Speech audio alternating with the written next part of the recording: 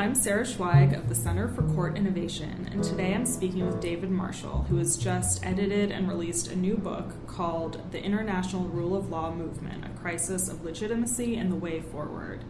David Marshall is a senior law and policy advisor at the UN Office for Human Rights. His background is in trial work, mainly in criminal defense and death penalty cases, and he has extensive field experience in post-conflict states, including Afghanistan, Iraq, Kosovo, Nepal, and South Sudan. Thanks for speaking with me today, David. Great, thank you for the invitation. Rule of law, very, very basically, as I understand it, means that individuals, institutions, and even the government itself agree to be held accountable to a code of rules, correct? Yeah, that's about right. That there's equality of arms, there's equity in the process, however the process is defined, non-discrimination. So there are some sort of core principles. Supremacy of law is one of them. But one thing which we'll get to, which is why the book, is the content of the rule of law was much discussed in 2012 by the global community when all member states of the UN, that's the world's countries, got together to discuss the rule of law and its content. And the new book is on the international rule of law movement. So maybe you could talk about what this movement really means, sort of what you just mentioned, and why, as your title says, it's currently in a crisis of legitimacy. So, and just to make clear at the outset that obviously these are my views. These views may or not represent the organization I work for, the UN as a whole. The rule of law movement has been around forever and thus. I mean, it's probably been around for 60 years. It's an attempt initially by the West to help emerging states, those states moving away from communism, those states coming out of former Yugoslavia in the 80s and the 90s, fragile states, Congo, Afghanistan. So the last 40 or 50 years has been a huge endeavor to help states reform, repair, rebuild justice systems. It's been predominantly focused on criminal justice reform. And it's been an endeavor that's had modest success at best. The movement's become an industry. I mean, up until sort of 2003, there was sort of some efforts by some countries. This country, the US, is a major player in this movement. But 2003 and beyond, which is sort of one of the reasons for the book, is there's been an explosion of activity. The consequence is you have thousands of NGOs, you have thousands of guidance materials, thousands of experts, all English-speaking, all mainly from English-speaking countries. So we have all this information about the rule of law, but we really understand so little. And I want to sort of explore in 2013 and 14, given there's been such modest success and there's been a mini industry exploring why it's been a failure. I wanted to explore why notwithstanding the modest success, why has there been this explosion, which is that coupled with the 2012 declaration by the world's countries as to the rule of law was sort of the catalyst for the book. You've had experience on the ground in Afghanistan, Iraq, Kosovo, and other war-torn countries.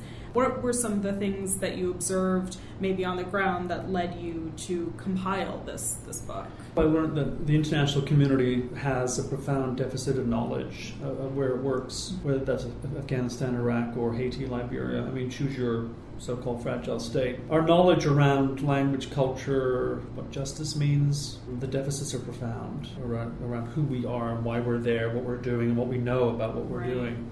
And that hasn't changed. That's sort of dogged the industry for decades, a knowledge deficit. And then secondly, an obsession with institutions. We have a lot of rhetoric around supporting national ownership, nationally led, driven processes. But generally, the international community tends to focus on institutions and persons working therein, as opposed to the individual. And so the consequence is that we are focused on institutions generally around criminal justice. So in addition to a deficit of knowledge that's, I would suggest, profound, the other problem is that our theory of this work, the rule of law, is moored in a law and order narrative. So we generally, the international community sees the rule of law through a law and order prism, and that is basically supporting police, supporting prison reform, but that's usually building prisons and supplying batons to police officers. And I'm not suggesting that there isn't a need in some stage for a security apparatus and support to coercive institutions, clearly needed.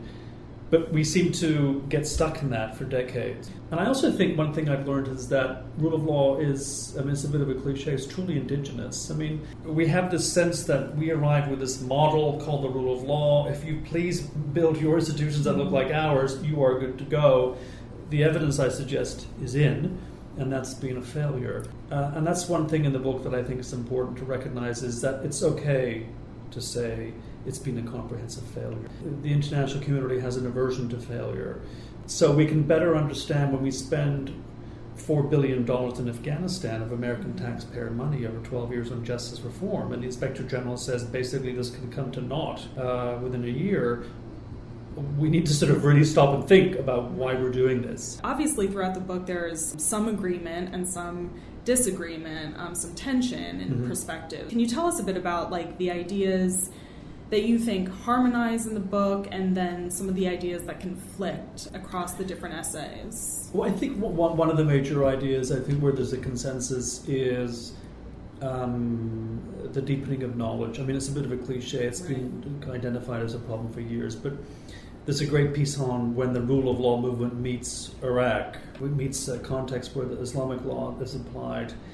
Increasing issue for the world community is, rebuilding the rule of law in Somalia and Mali and Afghanistan. And we don't really talk enough about when the movement hits an Islamic State. And that chapter by Haider Hamoudi from Pittsburgh is terrific. And also the piece in South Sudan about, sometimes these often indigenous processes, customary processes, are okay, and they are delivering some semblance of justice and have been for decades.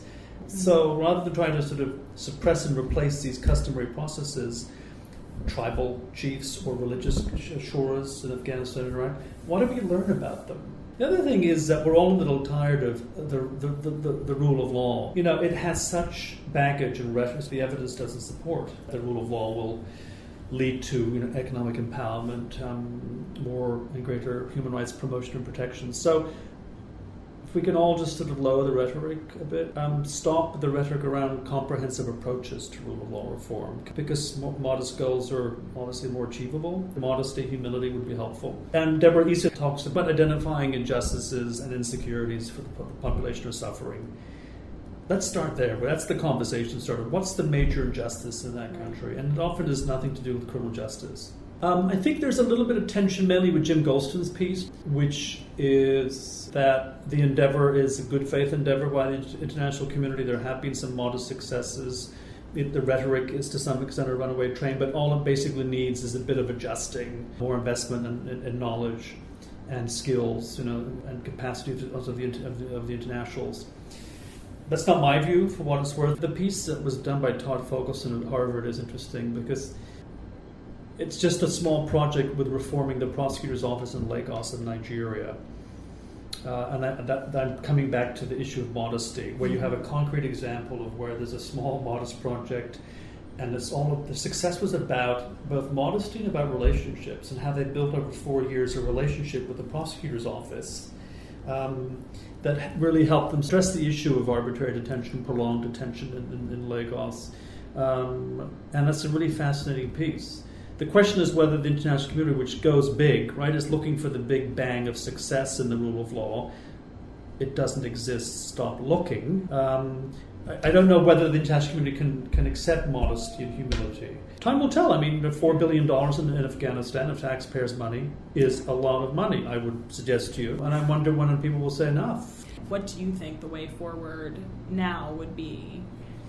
I think the way forward is radical change. The way forward is basically stop the best we can, however improbable that suggestion is, to stop and digest who this community is, what they're trying to achieve, so that the objectives of this endeavor, what are the key objectives? Because I say in my chapter that surely the objectives are basically human rights objectives. So we need to sort of stop, take stock of what we've done, what we're learning. I'm suggesting for the UN that we play a more strategic role, helping states think through the strategic direction of a new justice system.